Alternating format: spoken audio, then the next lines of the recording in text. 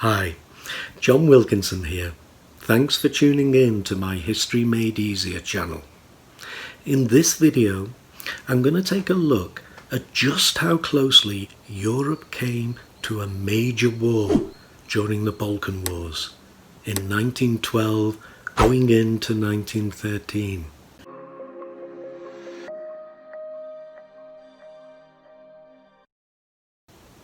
The Balkan states were making their big push to rid themselves once and for all of Turkish influence. Serbia, Bulgaria and Greece fighting Turkey. And in the Second Balkan War, where they really all fight each other, Romania joins in too. And the key thing for us to note here is that the Balkan states were not worried whether they dragged the rest of Europe in or not. They were determined to have their day. I'm going to give you a quote from the Serbian Prime Minister, Pasic. I take it from this super book by Margaret Macmillan, The War That Ended Peace. Pasic is writing in the Times in London, England. He uses the Times in order to put pressure on the Russian government. He won't get anything written in Russia, so he uses a London newspaper. And this is what he says. Serbia must have a coastline of some 50 kilometers along the Adriatic. For this minimum, Serbia is prepared to make every sacrifice, since not to do so would be false to her national duty. Now that's fine for Serbia's national duty, but it's going to bring the big boys in.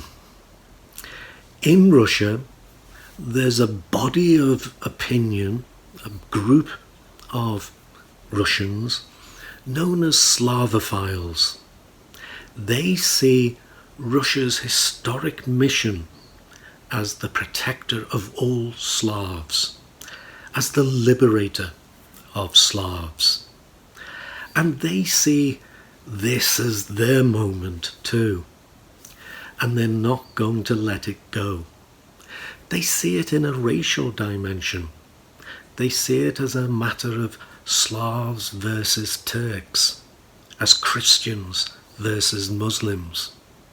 And they see it too as a matter of Slavs versus Germans.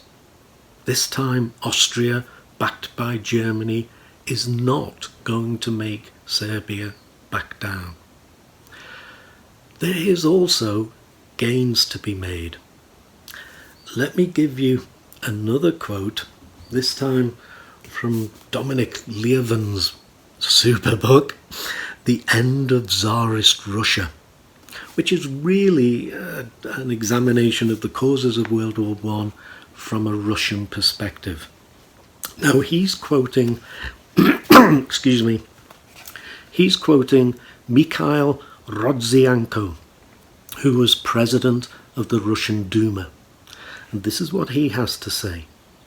We must take advantage of the general enthusiasm, the enthusiasm of the Slavophiles.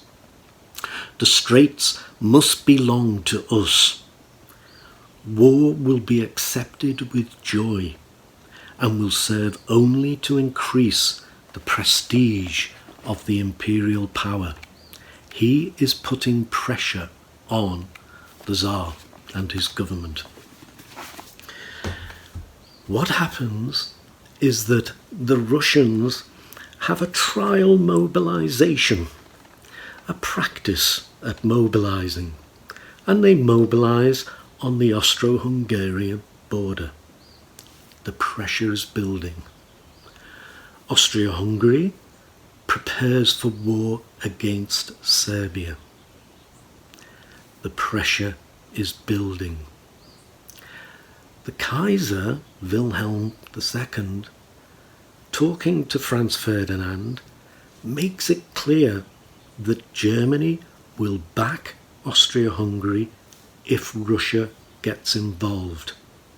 If you like, it's a blank check before the blank check of 1914. France lets it be known that it will support Russia. And Britain lets Germany know that it will not let France be defeated. And so the other powers are getting involved. To understand the depth of this, again, from the Dominic Lieven book, I'm going to give you another quote. This is from a report by the second most senior diplomat in Vienna, reporting back to St. Petersburg. And this is what he says. The military party passionately wants war with Serbia.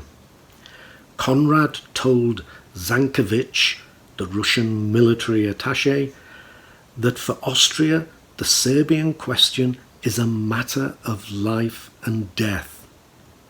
He fears, of course, that an attack on Serbia will lead to war with us, Russia, which is why Austria is building up its armaments on our front, and actually everywhere else too. So you can see this was a real deal. The major powers were positioning themselves to get involved in this local conflict. They didn't.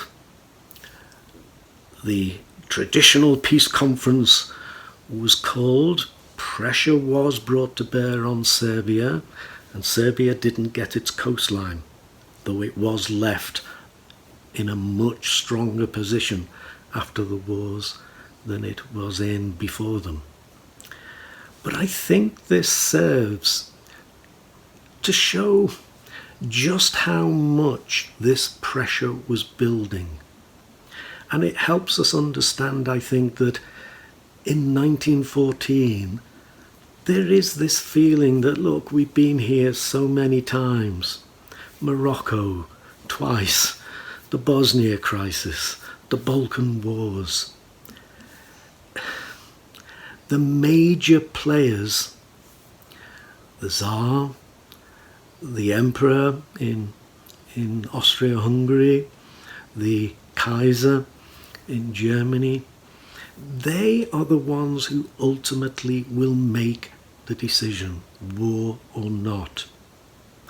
During this crisis of the Balkan Wars, Emperor Franz Joseph, Tsar Nicholas, Wilhelm II ultimately decide war is going to be a catastrophe, and they ease off, they back away. In 1914 they don't. That's a big difference between these two crises. So I hope that was useful for you. I hope you found it interesting. Don't forget to look at my website, History Made Easier. It has a lot of short pieces in there that are intended to help you. And as I always say in these videos, if there's anything you want me to cover, please just let me know. But also, as I always say, most of all, thank you for listening. Cheers.